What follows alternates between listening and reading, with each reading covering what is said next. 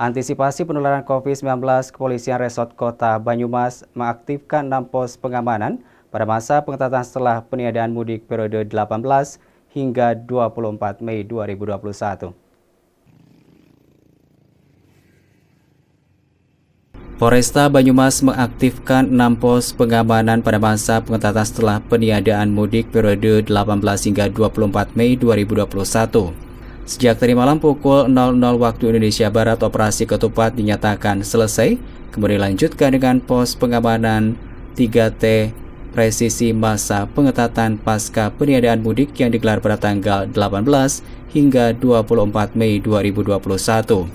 Pada masa pengetatan tersebut, Polresta Banyumas mempertahankan 6 pos dari 11 posko yang didirikan selama periode peniadaan mudik pada tanggal 6 hingga 17 Mei 2021. Keenam pos pengamanan tersebut berlokasi di Aji Barang, Wangon, Alun-Alun Purwokerto, Stasiun Purwokerto, Sokaraja, dan Tambak.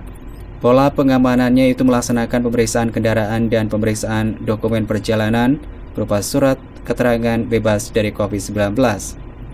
Bagi orang yang melintas kemudian ditemukan tidak memiliki surat keterangan bebas dari COVID-19, akan dilakukan tes antigen di tempat.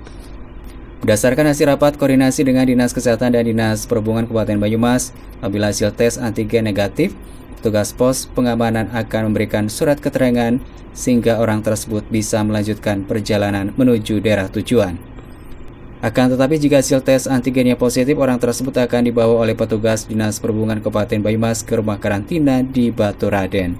Pola pengamanan pada masa pengetatan pasca peniadaan mudik tersebut berbeda dengan masa peniadaan mudik periode 16 hingga 17 Mei 2021, karena saat itu orang atau pemudik yang dokumen perjalanannya tidak lengkap akan diminta untuk memutar balik kendaraan ke daerah asal.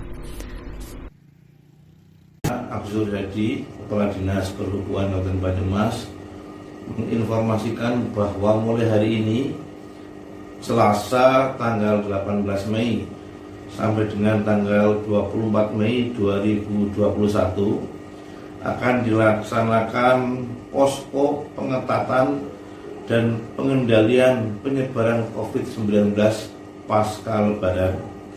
Ada 4 titik posko, yaitu di Wangon, Sokaraja, Jembatan Timbang Aji Barang, dan Tambak.